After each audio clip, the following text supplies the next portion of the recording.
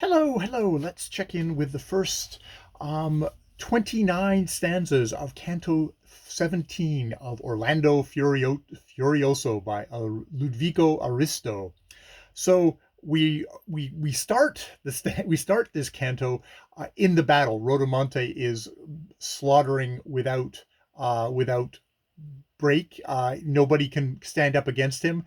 People are fleeing. Charlemagne, the king, rallies his troops. Said, like, look, if you abandon Paris, where else is there to go? This. We have to do this, and he rallies them, and he really kind of revs them up while Rodomonte is just butchering. They've People have taken shelter in a church. Rodomonte is, or is it a church or is it some kind of a castle within the walls of Paris? But Rodomonte is able to get through. Charlemagne and his barons come up. He revs up his barons. They join battle. Everyone is whacking him. And let's shift over here. This the Aristo is really good at suddenly whiplashing you. It's like, okay, we're in the middle of this story. Oh, isn't it exciting? And yeah, they're bracing him. Charlemagne is going up against this unstoppable killing machine. Oh my God! And then suddenly we switch, which um let me. It's like, yeah, to get, Rodomonte's breast and head and sides they strike, but for the rest, let us have done, my lord, for pity's sake, with talk of wrath, of fury, and of death, and to the city of Damascus make our way, spending for now no further breath upon the Sarcian, where I will take Griffone's tail in hand. I left him with perdiferous Origili, and that other, her paramour, of course, and not her brother. So yes, we suddenly whiplash. It's like, oh my God. It's just like, it is crazy how quickly back and forth we go.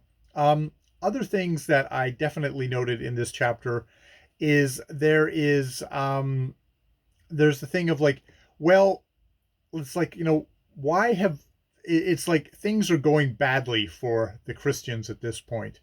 And so there's a thing here of like, this thing opens with him with Aristo listing all these tyrants, including ultramontane wolves, which I guess can mean papal or just simply, is it on the other side of the Alps from the view of the speaker.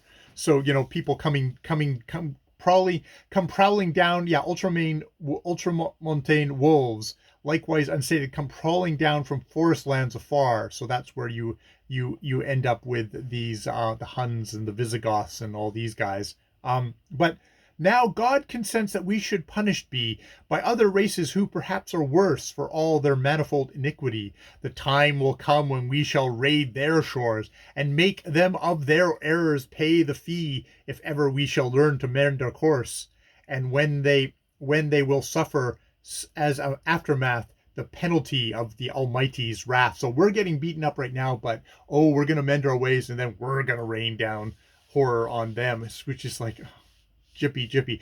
But this is the thing of saying like, at this point, the Christians must have caused by their excesses a clouding of the Father's countenance on every side the Sarcian oppresses. So it's sort of, it's, if something bad happens to you, it's your fault that that God is punishing you for it. It's never just like if stuff happens, it's like, no, it's your fault, which is definitely the Christian worldview. If you're going to have a benevolent and all-knowing God, and bad stuff happens, well, it must have happened because you were lacking in some sense of the you were somehow lacking, which is that is the Christian way of things, and is quite bullshit. Is there anything else I have here to say other than yeah, no, the so yeah, we're all it's all our fault. We're gonna kill all of our enemies once we get our house in order. And wow, Aristo is really good at just doing that pivot on a dime. Like, if you were not paying attention, you'd wake up in the middle of a reading and go, huh, what, what? How do we get, like, I only nodded off for a second. How did we go from Paris and the siege and Charlemagne and Rodomonte to suddenly we're at Grifone again and Orgilia? It's like, how did that happen? Which is like, quick cutting is apparently not a new thing in the world of storytelling. It wasn't just invented by movies. All right, I will leave it there. More videos later.